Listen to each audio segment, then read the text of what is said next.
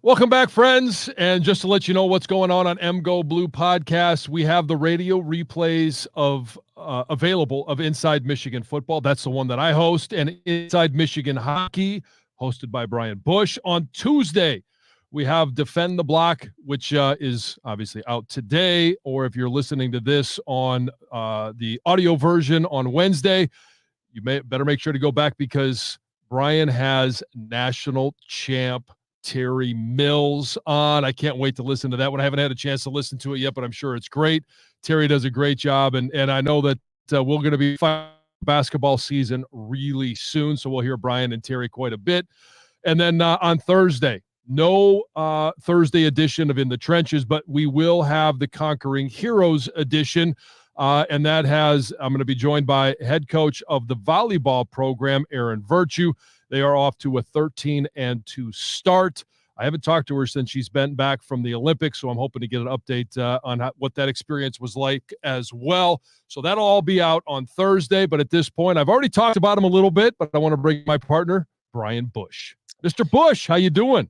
I'm good, John. One quick correction, because you talk about the legendary Terry Mills. The legendary Al Randall is normally the host of Inside Michigan Hockey. He does a great job. Al entering year 30 of calling hockey for Michigan. My apologies. All good. I just want to make sure Al gets his due. He's been incredible for us for so many years. And year 30. It's amazing. And being over there, helping out with some of the production of the show. He's beloved at Yoast, and deservedly so. So shout out Al. He's actually in the process of moving, as he is in the early stages of getting ready for series number 2 for hockey. So he's a special dude. It's good to hear. It's good. I hope he's going somewhere beautiful here in South he's moving Michigan. further north, which he already lived really far up north, and he's going further. So he loves driving. So he's probably listening to this at some point, maybe not live like we do on Tuesdays. But anyways, yes, Terry Mills was great. Excited for basketball. I know you're not excited about this bye week just from a fandom standpoint, a football consumption standpoint. But before we get into our 7 from 77, if you're going to have a bye week, this is the time to do it. This team needs a reset. They need some health improvements. And also, as we'll talk about with the quarterback situation, they need to acclimate, put almost certainly their third starting quarterback in 7 games when we get to Illinois. Yeah, there's a lot of things that this team needs to do, and the priority list, I mean, first of all, you got to get right offensively and honestly defensively, getting off the field on third downs. There's a lot of things that they need to work on, but you mentioned health, whether it's Miles Hinton, needing him back on the offensive line, Derek Moore defensively, Amir Hall defensively. I think they missed him a tremendous amount in Washington. So there's a lot of guys that are dinged up, want to get healthy. And for all those guys that were back, I know Colston Loveland, who's going to join me later, in the audio version, he's been dealing with an injury. Will Johnson's been dealing with an injury. Some guys have missed some time here and there. So now's the time to get healthy so that when they do come back and hopefully get all of the issues, if not hopefully a majority of them worked out, all of those guys are able to be a part of that solution. Let's get into our 7 from 77. And number 1, just reflecting back on that game at Washington last weekend, we'll start with the quarterback situation and Jack Tuttle coming in for Alex Orji pretty early on. And certainly Tuttle gave this offense a spark. Now that you've had a chance to review the film, what jumped out as important areas of growth and improvement from the offense with Tuttle leading the way? Well, I think, the obvious are the ability to throw the ball downfield a little bit more and have confidence in the passing game, even though they're, 3 receivers caught balls at 1 apiece. You had, Max Bredesen had a catch, and we know Colston Loveland is generally going to be your leading receiver. Donovan Edwards was in the mix, but to just have the threat that all of a sudden, the safeties are backed off. It opens things up a little bit in the run game. And I know we're going to talk about Donovan Edwards and the production that he had in that game, but it helped him. It helped clarify things for the offensive line. Not everything was jammed in the box. You didn't have that extra guy because they were trying to account for Alex Orji, trying to account for the run game. Just having the threat of pass really opened things up, cleared things up, made things a little bit more definitive for the offensive line in terms of the calls that were being made. But it also, in the passing game, and we saw this a little bit where, Jack Tuttle, with the 7 years of experience that he has, is able to go through a progression on one side of the field and look off some defenders and then come back to the other side of the field, and there's a dump off to Donovan or a dump off to somebody else. It opens up sideline to sideline and the length of the field as well. All right, number 2 on our 7 from 77. It did seem like the Jack Tuttle insertion at quarterback sparked one person in particular, and that was Donovan Edwards. He had his best game of the season, 118 total yards, that 39-yard touchdown run that probably gave Washington fans a pretty rude remembering of January the 8th in Houston. And he almost doubled up Kalel Mullings, who had been Michigan's top producing running back in terms of yards per carry. They had the same number of carries. Edwards almost 7 a tote, and Mullings right at 3.5. So was that just a coincidence, the ebb and flow of football, or did Tuttle's style, his play, maybe change things and open up some things that weren't there for Edwards with Warren or Orji under center? I mean, you had one big run by Donovan Edwards for 39 yards. If you take that one away, everything between Kalel and Donovan looks pretty similar. Donovan still had more yards and would have one less carry at that point. But it did, in terms of what I was talking about before, clearing things up for the offensive line. Not everything is as jammed in there because they've got to respect the pass a little bit more. So the safeties are backed off a little bit. You don't have that nickel, defensive back hanging out in the box, just focused on stopping the run. And even times there were times in that game where they would take the nickel out and put an extra linebacker in. So it clears things up. It's not as congested in there. And on that 39-yard run that Donovan had, it was a great example of him being able to break through the line of scrimmage, not having that extra run support, and then being able to run by all the other defenders. So it did help out Donovan in regards to making things more defined. Whereas when Kalel gets the ball, he's a guy that's just, sometimes he's just going to run right through you. And the cutbacks are where Kalel really excels. Donovan, when he can hit a hole downfield and not have to change directions and just go north and south, there's not a lot of running backs in the country that can do what he does in terms of running away from defenders. Number 3 on our 7 from 77. A lot has gone into Michigan winning back-to-back Big Ten championships, and offensive line play is right at the top of the list. Michigan's ability to replace NFL graduates, to replace injuries. I mean, I don't know how we can't talk enough about the Zach Zinter injury, and Michigan just kind of kept humming along offensive line-wise last year. It's one of the more remarkable aspects of a remarkable season. It has not felt the same this year, and maybe just how many individuals Michigan has needed to replace due to departures, injuries, it's caught up to Michigan. So what has to change up front? Because right now, the offensive line, which has been such a strength for a long time, doesn't feel even like it's break even. It does feel like it at times, and more times than people expected, is hurting Michigan. Yeah, and some of it is the youth. When you have a guy like Evan Lake who is learning on the job, there are times where you can see why he earned the job. Other times where it's you got to learn on the job, and it takes time, it takes experience. And when I talk about the offensive line, some of it comes down to pass protection, where one of the interceptions that Davis wore through, and it wasn't necessarily just the offensive line. Yeah, he was under duress. But it's the communication with that offensive line, understanding that you've also got to communicate those things to the running back. And, whether it's Kalel or Donovan, getting them in the right position before the snap of the ball so that there's not somebody in Davis Warren's face. Now it's up to the quarterback to realize that and not throw the ball at that point. But that's one issue. And technique is an issue, consistency of technique when you're talking about tackles, pass setting. And the confidence. If you get beat once, that happens as a senior.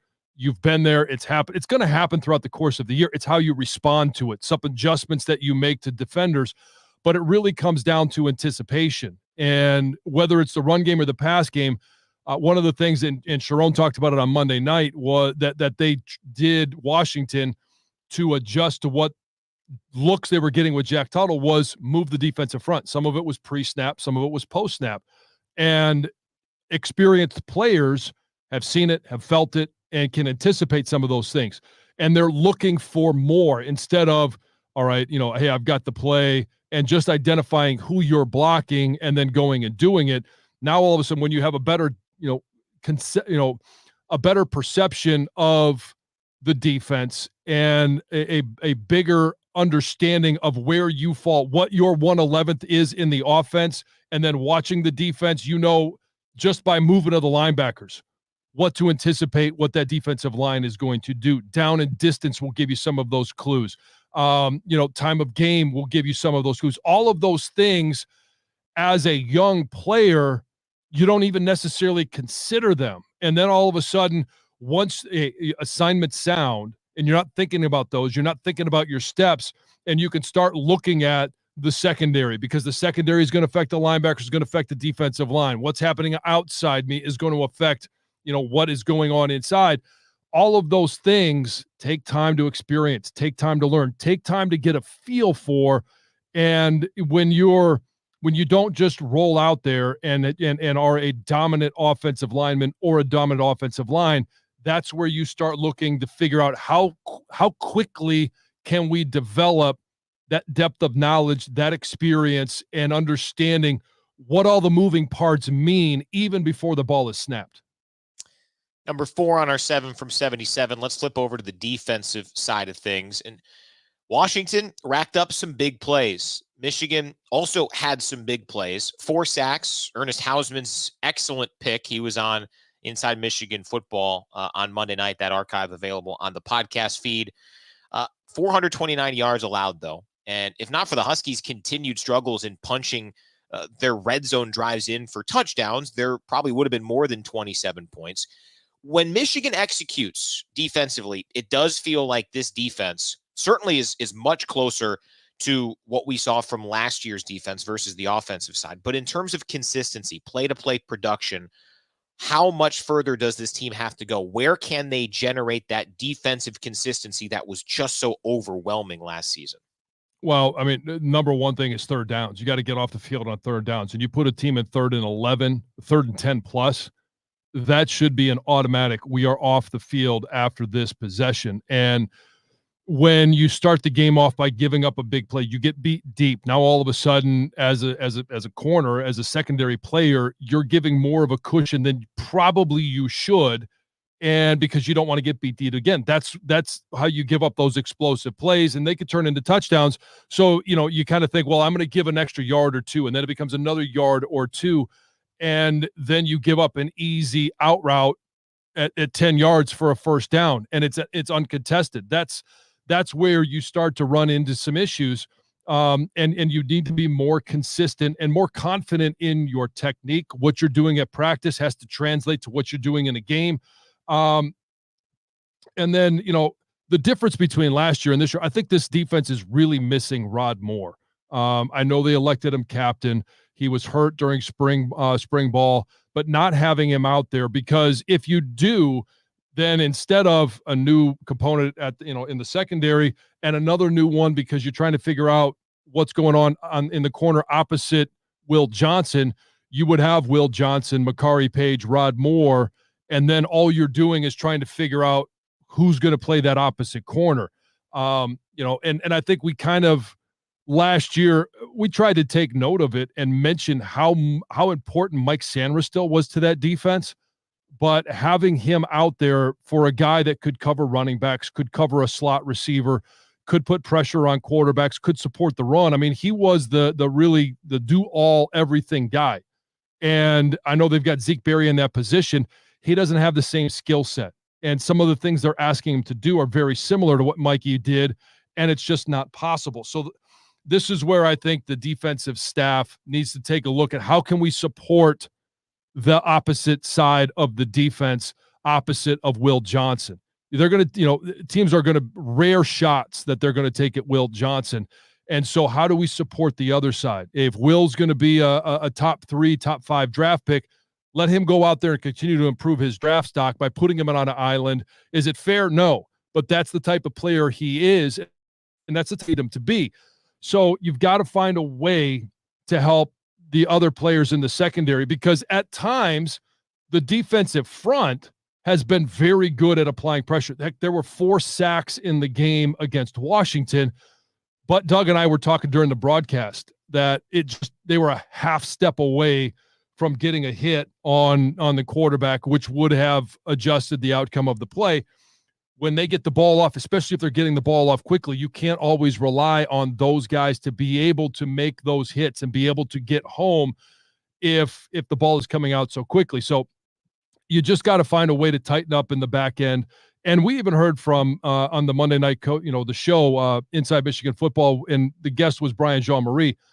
One of the things about the NFL, and I know Wink's coming from the NFL, and one of the things I talked about after the Fresno State game, concern was all of the blitzes, all of the different looks. Well, they're trying to figure out what these guys are really good at. It's a new staff. A lot of the players are the same. Jayshon Barnum is new.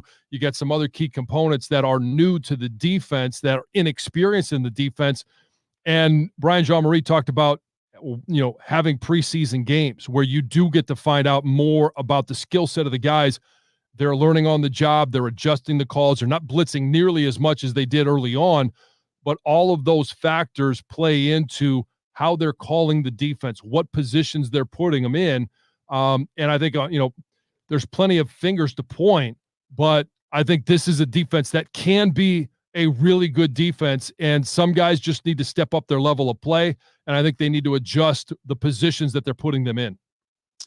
Jon Jansen's fired up about something when he goes 4.5 minutes on a response. But you're right.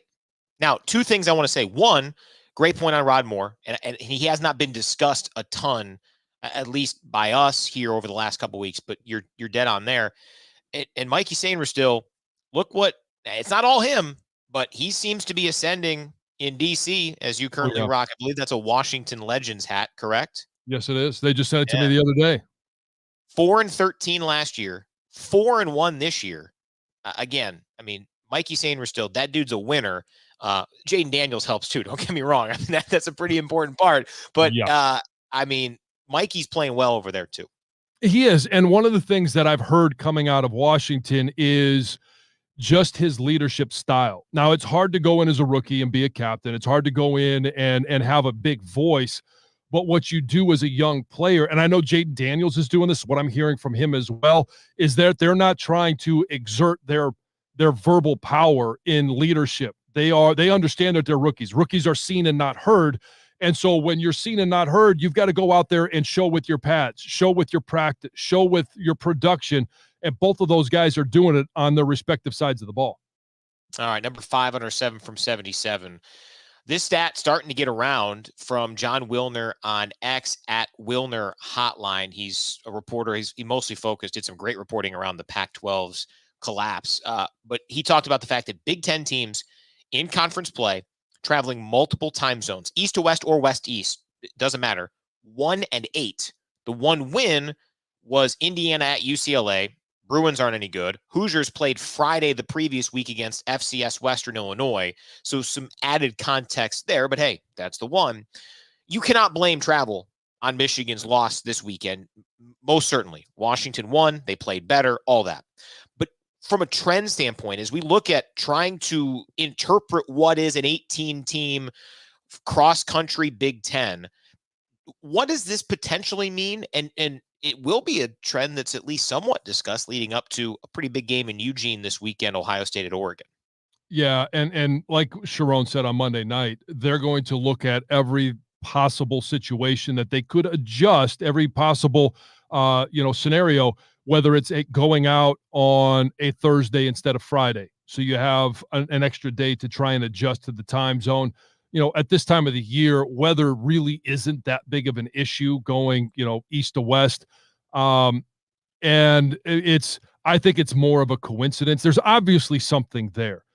How much of it is an impact? I really don't know. I'd never played. It never entered my mind when we would go from DC to play in Seattle or to San Francisco. I had wins in both places, had losses in both places. So I don't really know. I'm no scientist. I can only tell you my experience. with it. And I know you laugh. Everybody understands. Master of the obvious.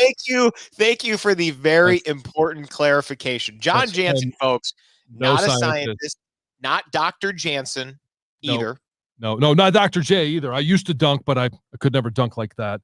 But it's, it gets down to just how mentally tough are you in regards to, can you handle the plane ride? Can you handle the situation? And the issue is, we're talking about, instead, I was doing this as an adult when I was 28, 29, 30 years old. It's much different at that point, because the experience that you have, that you continue to grow with, is, it helps pay off in some of those situations.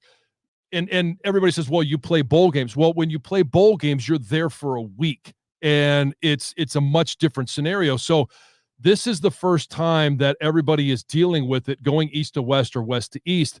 And so I think there is going to be an adjustment period, and it doesn't affect fumbling the ball when you get tackled. It doesn't affect the interception that you throw when a defensive player is just in position to make a play. All of those things are factors, and bigger factors in why Michigan lost this game. Missed tackles, all of those things, versus the time zones. And I know you mentioned that it's not the full reason, but when you are 1 and 8 traveling 2+ time zones, yeah, there are factors involved that that teams are going to have to figure out the best way to operate in those situations. It will be a talking point. Whether or not that comes with change based on program to program decisions or how things are scheduled out, we'll see. But 1 and 8 is at least something to pique your interest. And we'll talk about several of those types of games coming up this weekend. But before we discuss some other games in the Big Ten, some top 25 storylines, Jon, let's tell our fans about Meijer, our friends, the presenting sponsor of In the Trenches, the 2024 Michigan football season, and hundreds of teams across the Midwest. Yeah, and Meijer wants to know, with your help, we can provide meals to our hungry neighbors through Simply Give. With just $10, you can provide meals to local pantries serving families in need. Look for Simply Give donation cards at checkouts or online. Together, we can provide a helping for those in need. Join us in our mission to help feed our hungry neighbors, because whenever you shop Meijer, you help people in your community to work, to play, to live, and to learn. Learn more at MeijerCommunity.com. Meijer is a proud supporter and fan of the 2024 Michigan football season. Let's get into that Ohio State-Oregon game. As anticipated, as expected, both are undefeated at this point. Many had these two teams as 1 and 2 in the Big Ten's prognostications at the start of the year. Your early read on what should be a doozy in prime time on Saturday? Well, yeah, it's going to be very interesting because, Ohio State right now, going off what we heard in the offseason, is the best team money can buy in college football. And they are performing as such. I know that I think at halftime of last week's game, they were up 7-0, and everybody's, kind of wondering if they were going to fall prey to the same thing that so many other top-ranked teams did. But they're very consistent in their approach, and they haven't wavered. Will Howard's done a tremendous job. He's had 12 touchdowns, 3 interceptions. He's been a good addition to their team. You look at their defense, they're good up front. And when you talk about, going over time zones, which I know we were just having a chat about, defense travels. They play very good defense. They play very consistent defense. They force turnovers. They force teams into bad position, and they capitalize on those bad positions. So I think Ohio State handles this one. Dylan Gabriel's done a good job, but it's been an up and down season for Oregon. They're playing more consistent now than they were at the beginning of the season. I just think this is going to be a welcome to the Big Ten moment for Oregon. All right. Minnesota stunning USC in Minneapolis. Another one of those multiple time zone games. 3 turnovers for USC, including a couple of interceptions from Miller Moss. Those loom large in that game. And now Trojans host Penn State on Saturday. This feels like a bounce back. When we talk about these conferences becoming more like NFL setups, when you have a poor performance and then you get to go home and a team's traveling out there a long way, I think USC gets Penn State, even though I don't think USC is this great team. What say you about that matchup? Well, it's interesting because James Franklin has been able to beat unranked teams. He's been able to beat top 25 teams. He just hasn't been able to win in the top 10. And USC isn't that type of team. And here's where I think Penn State ultimately wins this game. It's their defense. They're an attack style defense. They are in USC with Lincoln Riley. They have yet to crack the code on how do you protect your quarterback? How do you operate when a defense is putting pressure on your quarterback and you're not able to get the ball downfield for those big explosive plays like you were able to do at times when Caleb Williams was your quarterback and you had, explosive receivers, but he was able to extend plays more with his feet. Miller Moss isn't that type of quarterback. So even though he's got a strong arm, he's a smart quarterback, you're seeing some of these interceptions because he's under duress from some of these Big Ten teams that are just winning at the line of scrimmage. Strong starts continuing for Nebraska.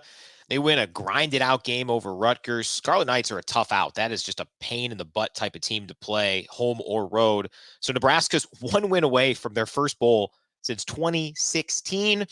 Say it one time, John. Just give me 2 words. No bowls in 8 years. Give me the 2-word reason for that. Nebraska, it's Scott Frost. Thank you. You're welcome. You knew the assignment. Indiana. Who? I wonder what the odds would have been. Scientist, but I'm no dummy either. Love it. I wonder what the odds would have been at the start of the year if you said, hey, Indiana is going to be the first bowl-eligible team in college football. They've tied their best start ever, 1967. They are, again, we've talked about it all year. They're taking advantage of a reasonable start to the schedule. They are, they have a 10-win season, regular season in their purview. I don't know if they'll get there, but they've certainly taken advantage, both on a bye week this week. Who's more for real, Nebraska or Indiana? Oh, wow. That's a tough question. Because Nebraska's lost once, but that was to a better, I think Illinois is better than any team that Indiana's faced, probably by a tier or two. Yeah. I would probably say Nebraska just because I trust Matt Rule more than I trust Cignetti. And I know we're supposed to just Google Cignetti and he just wins, but I trust them more and the level of talent. I think they just have a tier higher than Indiana. Yeah, I'll be really curious about that. Now, as we all expected, both teams got a bye week before the Titanic Hoosiers-Huskers clash on October 19th. That'll be a good game. I'm excited about that one. That'll be an appetizer for Michigan, Illinois. Mentioned the 1-8 record for multiple time zones. There are 4 of those games. We talked about a couple of them. Also, Washington goes to Iowa. That is a 9 a.m. Pacific time, 11 a.m. Central time. It's inconvenient for all time zones involved in that game. Penn State at USC, Ohio State at Oregon, also Minnesota at UCLA. We'll see. I don't think we're going to be sitting here 1-12 after this, but would I be shocked if it were 2-11 after this weekend? No. Yeah, some of it's just the matchups. Others, sure. It could be, some of the time zone. And I honestly, 11 a.m. kick, that is the ultimate. That's even better than a noon start. That central time zone. If you get an 11 o'clock kick, that is unbelievable. I think that might be the ideal time zone, the central time zone. 11 a.m. Oh my goodness. Mr. Bush, you wake up in the morning and game day starts at 8. It just, the opportunity to hit the ground running, get your ankles taped, get warmed up, let's go, tee it up, and just play football. If you're tailgating, if you're doing a full day, the best start time is 3:30. That's the best one. You have enough time to get situated to really delve into the tailgating, and then you're not getting home crazy late. That's the peak right there. I love noon. It's great. Logistically, it's awesome when you've got a 3-hour pregame show. I love it. But for the full experience, 3:30 is the best, in my opinion. Brian, at 3:30, all right, you're going to miss the noon kicks. You might catch a half a quarter. If you're tailgating, you're watching the games. Or you're not paying attention to any of them, and you're just simply sipping your margaritas and having your Mai Tais and your umbrella drinks, and then you're out there for a 3:30 kick, and then maybe you tailgate afterwards. You have a little post drink or a post victory smoke and a drink, and then all of a sudden, before you know it, you're not getting home and you miss the first 3/4 of the primetime games. No, the 3:30 start is irritating at best. Well, I'd like to avoid you cursing if I ask you about the 7:30 kick. So we move on to number 7 on our 7 from 77, and that is our national topics. How about Vanderbilt? 40-35 over then number 1 Alabama. I think those goalposts are still rolling down the Cumberland River. How about some of those videos and pictures? That was amazing. And the student body carried it 3 miles down Broadway to dump it in the river. That is why college sports, in my opinion, trumps professional sports. It's because of the passion. It's the student body. It's the tailgates that we talk about. It's the environments that make up college, and it's the upsets that happen. If the Carolina Panthers beat the Kansas City Chiefs, no one's tearing down the goalposts. No one's marching down Broadway to dump it in whatever river is the closest body of water. You just go home and you celebrate. But when Vanderbilt beats Alabama, especially on the heels of Alabama beating Georgia, and when you have Nick Saban on College Game Day talking about every place, there's a danger in everywhere you go in the SEC, except Vanderbilt. And then they get a chance to play that on the big screen as the crowd is rushing the field. There is absolutely nothing better. I will say it was kind of like a neutral site game, or probably more like an Alabama crowd. But I give Vanderbilt this. Some upsets, fan bases think this is just the start. This is the ascension. This is the beginning of us becoming a great program again. Commodores fans knew this is once in a lifetime. Oh, yeah. Because you don't play Alabama all that often.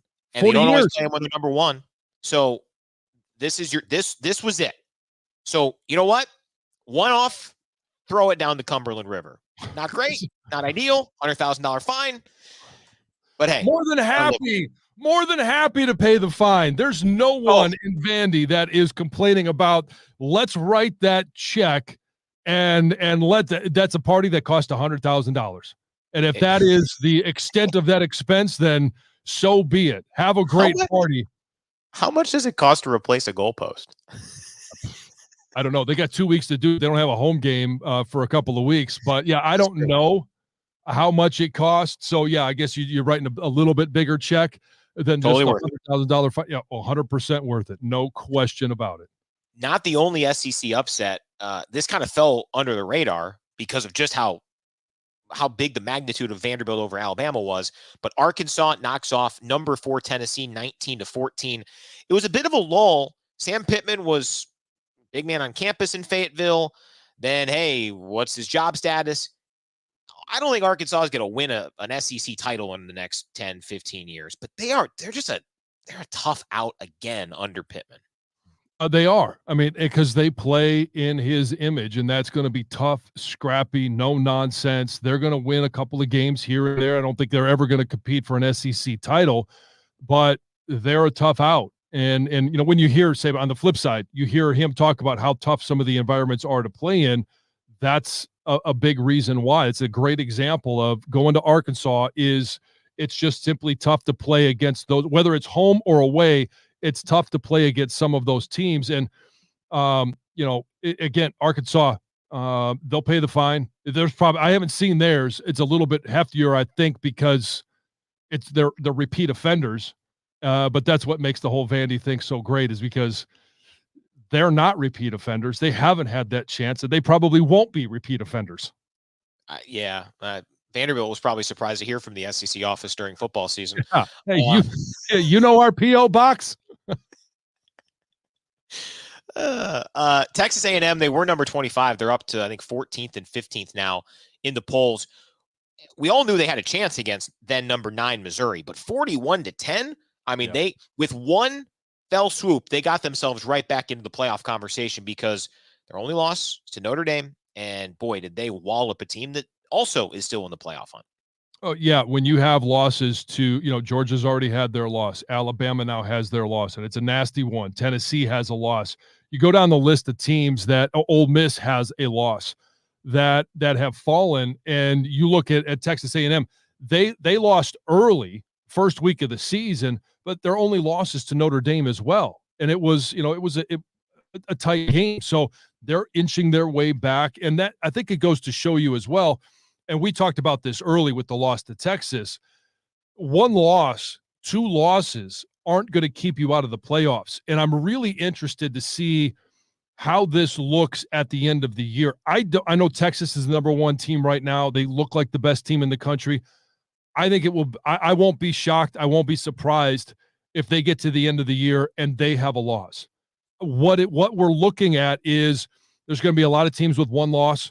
They might all have at least one loss. There's going to be a lot of teams with two, with three. And I don't know that we see it this year, but can you imagine if this becomes and follows the path of what we see in the NFL, a 4-loss team getting into the college football playoffs? Again, I don't think it happens this year, but with the talent being spread around, with the transfer portal, with NIL dollars, kids aren't waiting and sitting behind and waiting for their turn when they've got a great opportunity over here. They're really good players, and all that talent is not just at Alabama. It's not just at Georgia anymore. It's being spread out, and you're seeing it with some good players making some great plays, having some great games, and now all of a sudden, I don't think the whole program, the college football dynasty, we may have seen the end of that era.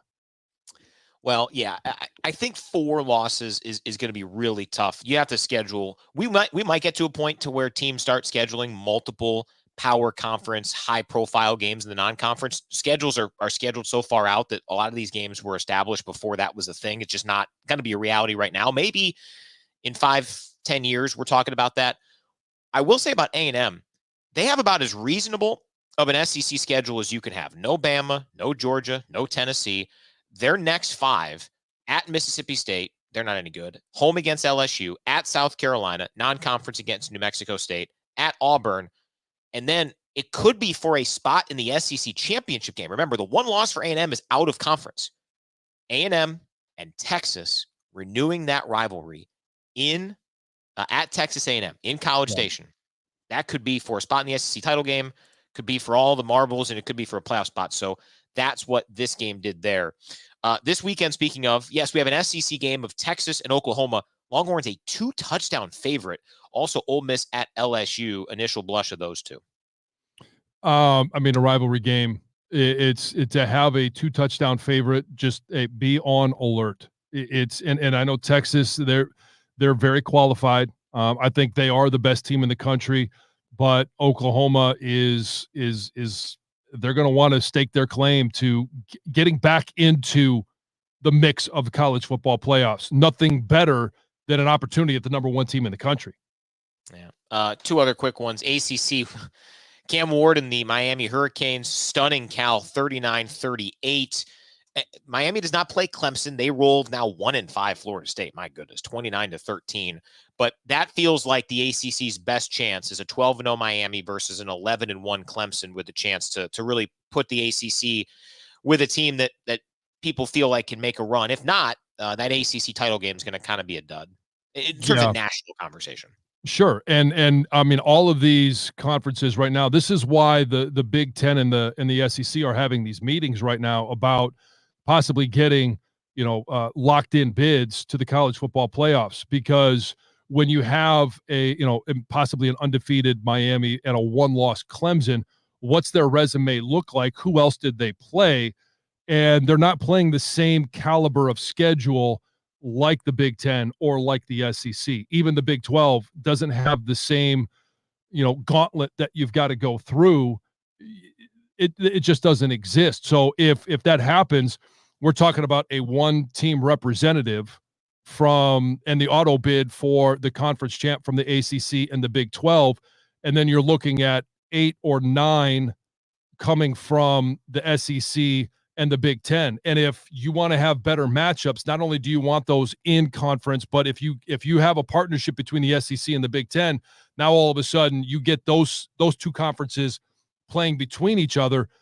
That's where I go to, if you have a 4-loss team, what is a 4-loss team when it's a Big Ten or SEC team? They've gone through that gauntlet, plus they've played across the border, north to south, versus anything that's coming out of those other two conferences.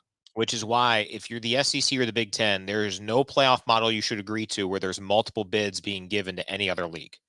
Right. As many at-larges as possible. You can give the one, make conference titles still matter, all for it.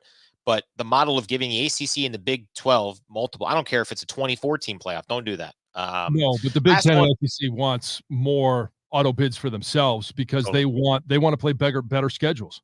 Yep, no doubt. Both, I think, especially the SEC, probably like just a bunch of at-larges. Forget conference titles, but I think you need to preserve some of that. Lastly, real quick, Ashton Jeanty, 13 carries, 186 yards, 3 touchdowns in the first half for Boise State. Is he your Heisman right now? He's the September Heisman. I know we're in October, but that's the term everybody uses for the early year. So first of all, he's not a quarterback, so it's unlikely that he wins the award. And I just don't know, will he be consistent enough throughout the course of the year? And when they look at the competition that he's playing against, will they look at that as, is it high enough competition, or is he just a really good player that's playing at that level that's just killing lesser talent? Yep. All right. That is our 7 from 77. On the audio side, let's get to a conversation with tight end Colston Loveland. On the video side, we're talking about the report card. We got about 15 minutes or so here, John. So just want to rattle off some units of Michigan's team. Give us your grade for them at the start of the year, or through half of the season. And then how can they get to a higher grade, an A or a B plus grade? We'll start with the quarterbacks. And this one might be the most incomplete of them all because, boy, how quickly Sharon Moore is kind of indicating it's going to be Jack Tuttle against Illinois makes you feel like if he was healthy, Jack Tuttle might have been the guy since week 1. Yeah, he very well could have been. And I do think he gives Michigan the best chance to, revitalize their season, re-energize their season. We saw it when he came in. And, as a group, I would say incomplete because you only have a couple of games of each guy. Individually, Davis Warren, and it really comes down to protecting the football. That's the ultimate job of the quarterback, is protecting the football. And if that's the case, I would give Alex Orji a higher grade than the other two because he had the one interception, and it was a bad interception simply because a couple of guys were wide open, but he did a better job of protecting it. I would have just liked him to be more explosive and have more opportunity. That's not his fault. I just think the read option and some of the RPOs that he could have been running would have allowed him to utilize his talents more. And I don't think he was given the full opportunity to do that. Davis Warren, we I'm not going to go through all of the interceptions. Some of them were on him. Some of them were on other guys. It was unfortunate. And he played against, I think, the best team in the country in Texas. And Jack Tuttle, it's really hard to give him his grade right now because we only have, 2.5 quarters to go off of, and he's only had a week and a half worth of practice. I do think coming in 3 scoring drives, it gave them something to build on. It gave them some hope. And I think he can operate the offense as it's being called at this time at a higher level than the other two right now. Yeah. How about running back? Certainly unexpected run out with Kalel Mullings at times being Michigan's RB1. How would you assess him and Dono through the first 6? I'd give them a B. And I think Kalel Mullins, a little bit higher graded than Donovan Edwards. And it's just because Kalel is as consistent a running back as you're going to find. Consistency is so important when you're talking about, hey, it's 3rd and 2, you got to get a first down. Who do you hand it to? Kalel Mullins. In the USC, when a play had to happen, what do you need to, who are you going to give the ball to? It's Kalel Mullins. And Donovan has had some big plays. There's no question about it. but he hasn't been as consistent. So if I was just going, I'd go B plus for Kalel, and maybe a C plus for Donovan. Yeah. Wide receivers. This one, it just hasn't quite developed, and part of this is tied to the quarterback. But it did feel like Michigan had a lot of speed, had a lot of potential with the wide receivers, and it just hasn't been fulfilled. How would you assess the wideouts through 6 games? Again, I might go incomplete like I did with the quarterback. But if I was to give them a grade, it'd be C minus D plus, because they do have speed, but they're not creating any separation. And some of it is play calling. If you're lacking speed, there are routes that you can run and route combinations to get guys open. To me, that's play calling, that's coaching, that's being able to develop these guys and understanding what the defenses are, how to get open in certain defenses. And so it's really hard to grade them, even when you look at the stats from last week's game. We had 3 receivers and they all had 1 catch apiece. And you look at the targets, there's not a lot of targets to go around as well. So I know it's just Amarion Walker, 1 catch, 1 target. Samaj Morgan, 1 catch, 1 target. Tyler Morris is the only other receiver. He had 1 catch, 2 targets. So it's really hard to grade them when they're not even being targeted. What wide receiver finishes with the most receiving yards at the end of the year? Wow. I might be a guy that wasn't even mentioned on the didn't have a reception in this game. Fred Moore. And Very so clear for a couple games they tried to get him involved. Yeah, and God, it's almost an impossible question to ask. I think Samaj, I don't know. Tyler Morris is a guy we saw the red button that he hit in the Rose Bowl, but you got to have the ball in your hand to be able to do that. Yeah. I would say Morris, but yeah, it's a tough one. I wasn't really expecting an answer. It just, the question shows you how difficult of an answer it is. Tight ends for me, this might be my highest grade if I had to just rank them 1 to 9. Because if Colston Loveland doesn't get hurt for, a game and a half, basically, we'd see how maybe it'd be a little bit different. What has been your assessment? Obviously Loveland's a stud. And I think some of the depth options, when they've been pressed into duty, they've fulfilled their roles pretty well. Yeah. I would give this a B. And Colston Loveland, to me, still the best tight end in the country. And he is, as a pass catcher, is struggling, even though he had 11 targets, 6 catches. Like, he's getting the opportunity, but it's not always a catchable ball. It's in traffic. That a lot of times he gets thrown the ball when there's in double coverage, because they just want him to do something superhuman. And he has done it at times, but he also has the fumble. There's also routes that he has misread and misran. So it's, you look at the depth of this position, and, he's out for a game and Hogan Hansen goes in and gets a touchdown. Jalen Hoffman, Zach Marshall. I know we'll throw Max Bredesen into this, and I'd give Max Bredesen, he'd be probably about the only person on this team I'd give an A to, because of all the dirty work that he does. And it's, he's right place, right time all the time. He just doesn't get a lot of the camera or notoriety. We talked a lot about the offensive line earlier during our 7 from 77, but give me a grade on that group. I'd probably say C minus. And I do that because there's just a lack of consistency. A lot of the things I talked about earlier in regards to the lack of consistency and anticipation, they're just a very young, inexperienced bunch. And even when, Josh Preeb, who's their most experienced guy, yet in one of the critical moments of that Washington game, he jumps off sides, procedure penalty. So they've just been very inconsistent. There have been some nice moments. And in terms of run blocking, that grade's going to be a little bit higher. Pass blocking, that grade's going to be a little bit lower. But it comes down to being consistent week in, week out. And from quarter to quarter, it varies as well. Yeah, it's really interesting because there are players on this line who haven't played a whole lot, but they're not, outside of Evan Link, it's not a young group. So it's not something you say, hey, 2 years from now, this should be better with this group. It could be, hopefully it'll be better as a unit, but this is a lot of guys who waited their turn and it just hasn't quite worked out for them. So it'll be really interesting to see their defensive line.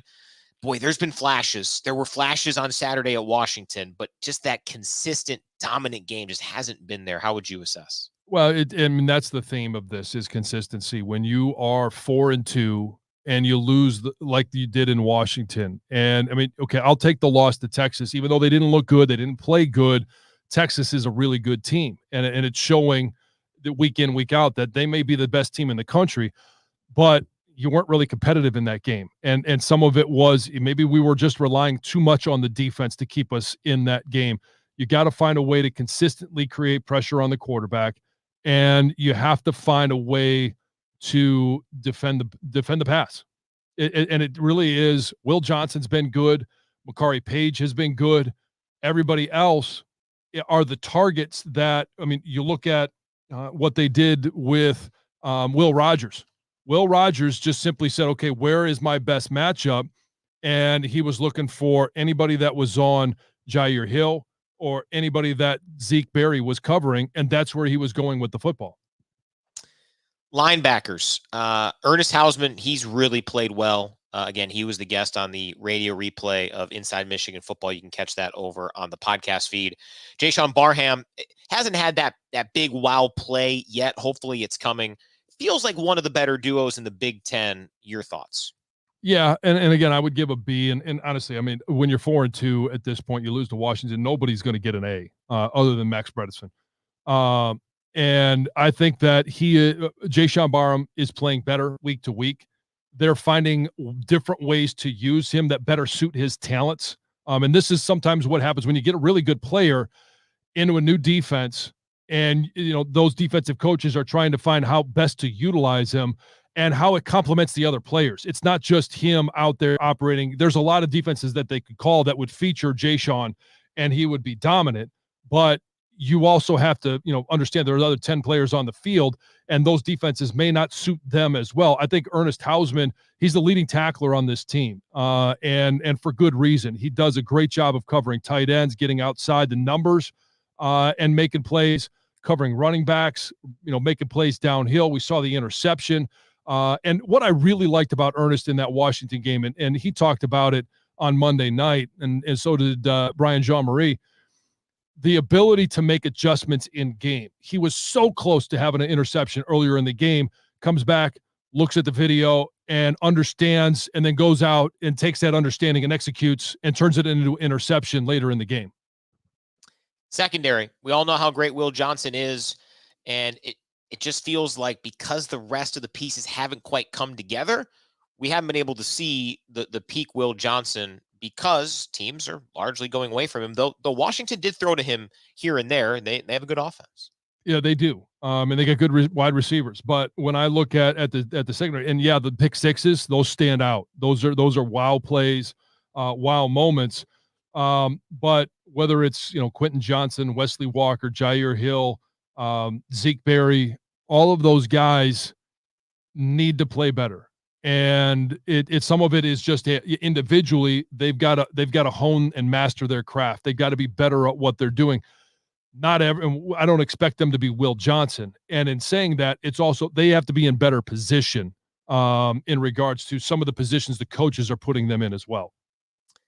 Lastly, special teams, not a whole lot in the way of big plays. I think Michigan's probably given up more big plays than come up with on the special team side. Tommy Doman up and down, had the great game against USC. Dominic Zavada, he's got a big leg, but we want to see him more on extra points. Your thoughts on what you've seen from JB Brown's crew? I would say a B. Consistency is the only thing holding them back. You've got a block PAT. You've got a 60-yard punt return. There are just some moments where they've broken down, and there's really not been, other than the blocked punt, the wow plays. And in terms of, we always talk about them as being a weapon, and just being consistent could be a weapon. I think Dominic Zavada is certainly on the weaponized side of things that they can use, but the reason you're using that weapon is because you've fallen short offensively and you're trying to kick a 50-plus yard field goal. He's very good at those. He's been very accurate there. but I just want to see them take the next step of some of the keys to the game I've had is, hey, on a punt return, just get a first down. Now, the ones that are fair caught, I understand that, but there are just some times in the game where I think instead of trying to dance around too much, just hit north and south. And with blocking could be tightened up a little bit. Yeah. Couple fan questions before we get out of here from Adam concerning that our O-line has been subpar. Why hasn't Gentry or Percy gotten reps at right tackle? Gentry's kind of been that sixth offensive lineman, but your thoughts on what Michigan might, I mean, the competition, you had Grant Newsom on the radio show here recently. The competition's still going on. There are no solidified starting spots. I don't think there were a ton of them last year. Certainly on the offensive line, there were a few, but what would you say to somebody thinking there might be a switch of personnel on the line that isn't injury based? Well, it's, we did see Percy get the start at left tackle, and we've seen him there for now, 5 quarters.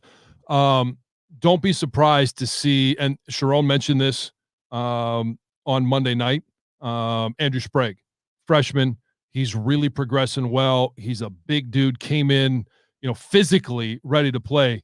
It's just getting him to the point where he can go out there and understand everything that's going on. And just, like I was talking about earlier, there's a learning curve for some of these young players. And I think he might provide a boost in terms of talent that right now Evan Link is just struggling. And it may just be a confidence issue with Evan as well. D-Ray 408, do you think the bye can help a first-time starter team to get better? This does feel like a very important bye week for this team. Jim Harbaugh threw around the improvement week thing, and yeah, over the last 3 years, Michigan was pretty darn good going into the bye. This feels like, hey, it's a time to get better now. You have an opportunity before another tough road game.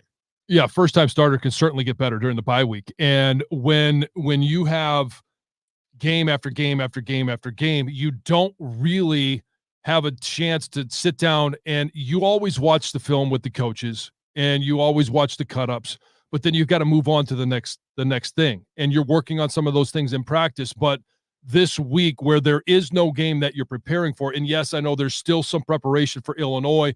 There's some preparation going on for other, opponents down the road. This is an opportunity, and it really depends on how much time and effort these individual guys want to put into it. If you're a first-time starter, if you're not in the practice field as much and you're getting some time off, coach talked about, hey, Friday and Saturday, there's no organized team activities. There's no practice. There's no meetings. There's no workouts. Doesn't mean you can't be in the building watching film and getting a better idea of, okay, what is it that I'm not doing right? And I can get on the practice field. Even if I'm not there, the coaches are recruiting, I could get a senior, I can get other guys and go out on the practice field and go through some different situations and some different techniques so that you get a better feel for it. And that's what this bye week, those first-time starters, every individual on this team right now, because other than Max Bredesen, I didn't give out an A. You got to be in there working on those individual things. Yeah, not a scientist report card like you got, John, but appreciate the candor. And hey, big week this week. No game, big week because Illinois. That's a tough out on Saturday of next week. It's from now. You want to playoff is not worth talking about with this team right now. No, but if you're still thinking about it, you gotta stack wins, and that starts this week. Well, they have opportunity, and Illinois is a ranked team. That's your first opportunity. Oregon, ranked team. Another opportunity. Indiana. You have opportunity. That's the key. No doubt. All right. Great stuff as always. Thanks to those who watched, commented. We'll be back next week with more. Getting ready for the Jansen Bowl. Lisa Jansen, the Illini alum, versus Jon Jansen, the Washington legend there on the cap, and that's Washington, former Redskins. Now, not the team we just played on Saturday. Commanders. Yes, Commander, the football team. All right, John. We'll talk next week. Sounds good. Go Blue.